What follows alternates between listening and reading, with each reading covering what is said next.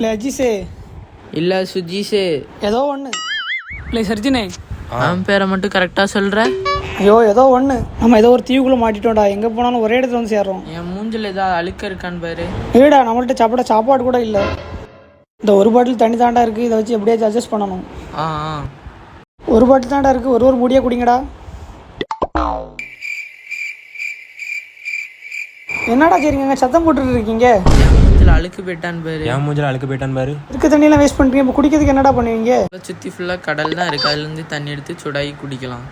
தண்ணி சூடாக்க நெருப்பு எங்கடா போவீங்க? அதை நான் பார்த்துக்கிறேன்.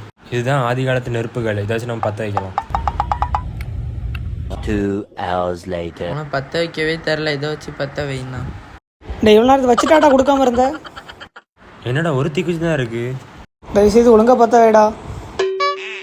அப்பாடா.